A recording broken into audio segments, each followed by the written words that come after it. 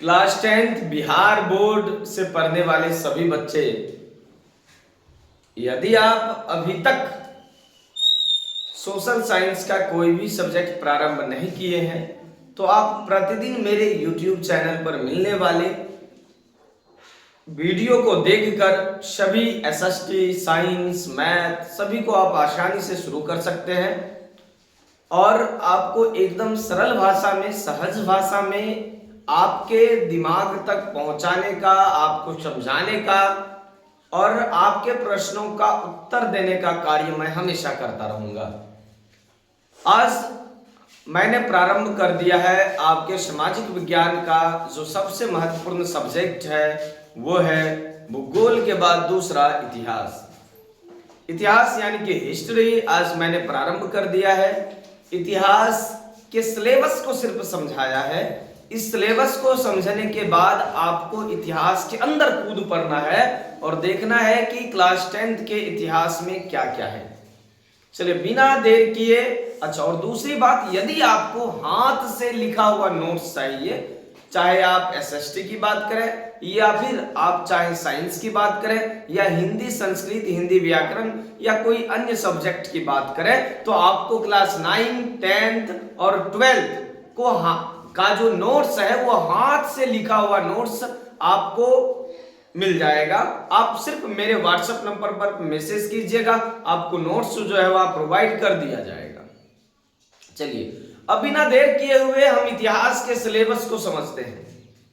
इतिहास जो आपके क्लास 10th में बिहार बोर्ड में जो इतिहास का सिलेबस है उसको समझते हैं। अगर आप गौर कीजिएगा तो मुश्किल से 2-3 चैप्टर बनता है और उस 2-3 चैप्टर में जो ज्यादातर आपको देखने को मिलता है वो नेशनलिज्म यानी कि राष्ट्रवाद देखने को मिलता है।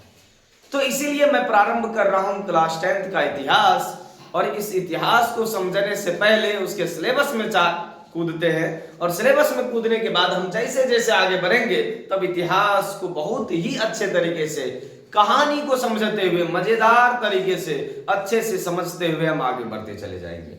ये जो इतिहास है जिसमें हम पुरानी घटनाओं के अध्ययन की व्याख्या करते हैं, इसके जनक हेरोडोटस हैं। हेरोडोटस को माना जाता है इसके जनक, उनकी किताब है दी हिस्ट्रीज और यह हिस्टोरिका। हेरोडोटस एक महान इतिहासकार थे जिन्होंने पहली बार दी हिस्ट्री नाम का एक किताब लिखा और इसलिए उसको हिस्ट्री का जनक कहा जाता है, इतिहास का जनक कहा जाता है। अब हम आगे बढ़ते हैं। हम क्लास 10th में क्लास 10th के सिलेबस को समझने का प्रयास करते हैं। यदि आप गौर कीजिएगा तो पहला चैप्टर है यूरोप में राष्ट्रवाद, नेशनलिज्म इन यूरोप। पहला ही चैप्टर है यूरोप में राष्ट्रवाद और दूसरा चैप्टर है साम्यवाद और समाजवाद। समाजवाद और साम्यवाद यानी कि सोशलिज्म एंड कम्युनिज्म, जिसमें आपको रूस में राष्ट्रवाद देखने को मिलेगा।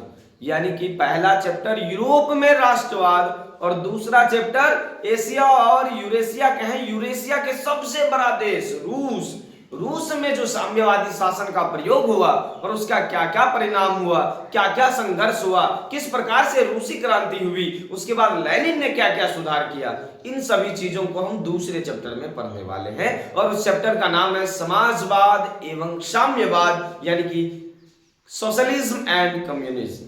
तीसरा चैप्टर है हिंद चीन क्षेत्र में राष्ट्रवादी आंदोलन, यानी तीनों का तीनों चैप्टर राष्ट्रवाद है। पहला चैप्टर हमने देखा यूरोप में राष्ट्रवाद, दूसरा कह रहा हूं मैं रूस में राष्ट्रवाद और तीसरा मैं कह रहा हूं हिंद चीन क्षेत्र में राष्ट्रवाद। अब ये हिंद चीन क्षेत्र क्या है? एशिया और चीन के बीच में, हम लोगों का जो भारत है और चीन के बीच में उस साइड से चीन से सटे 3 प्रमुख देश है, Laos, Cambodia, Vietnam. Laos, Cambodia, Vietnam क्षेत्र में जो राष्ट्रवादी आंदोलन हुए, जो आजादी के लिए वहां के नेताओं ने, फान वई चाओ, हो ची मिन्ह जैसे नेताओं ने जो अलग अलग प्रकार से राष्ट्रवादी आंदोलन किया और अंततः एकीकृत होकर एक स्वतंत्र गणराज्य बन पाया, उसके लिए जो वहां के लोगों ने आंदोलन किया, संघर्ष किया, उसको पढ़ेंगे हिंद चीन में राष्ट्रवादी आंदोलन चैप्टर नंबर 3। आप कहिएगा आप तो बाहर का पढ़ा रहे हैं, भारत भाई, भारत कब आएगा? तो सबसे पहले यूरोप में राष्ट्रवाद, दूसरा आपको बताया गया रूस में राष्ट्रवाद, तीसरा आपको बताया गया हिंद चीन क्षेत्र यानी कि लाओस कंबोडिया वियतनाम में राष्ट्रवाद। चौथा मैं आपको बता रहा हूं, चौथा अपने देश में राष्ट्रवाद पढ़ेंगे यानी भारत में राष्ट्रवाद। ये 4 चैप्टर जो चारों के चारों राष्ट्रवाद से जुड़े हुए चैप्टर है, नेशनलिज्म से जुड़े हुए चैप्टर है, चारों के चारों नेशनलिज्म से। अब कहिएगा पांचवा क्या है?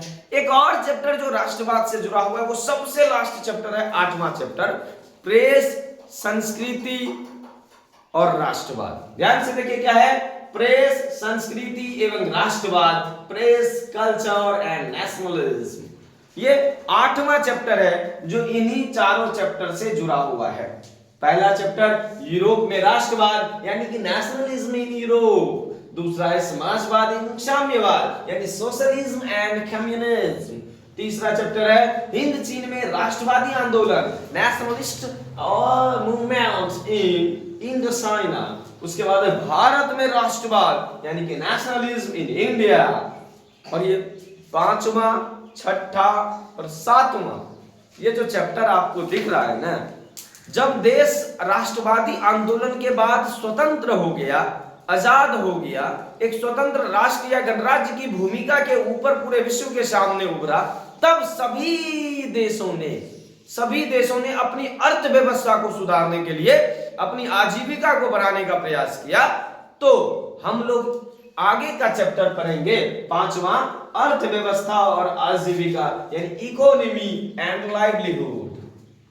इकोनॉमी एंड लाइवलीहुड हम लोग पढ़ने वाले हैं किसमें? 5वां चैप्टर में। जब पूरा देश स्वतंत्र हो गया तो अपनी अर्थव्यवस्था के लिए मार करने लगा, वहां के लोग अपनी आजीविका के लिए मार करने लगा, तो इसके संतुलन, इसके संघर्ष और इसकी स्थिति को हम समझेंगे किसमें?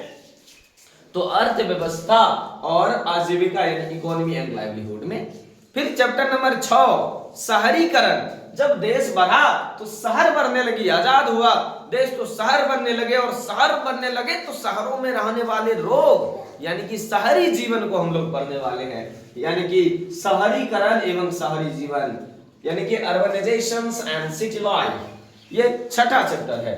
फिर 7वां चैप्टर है व्यापार। जब शहर बढ़ा तो व्यापार आया, व्यापार होने लगा, एक जगह से दूसरे जगह होने लगा, और व्यापार एक देशों से दूसरे देश होने लगा, यानी सिर्फ व्यापार नहीं रहा बल्कि देशों के बीच, दूसरे देशों के बीच व्यापार होने लगा।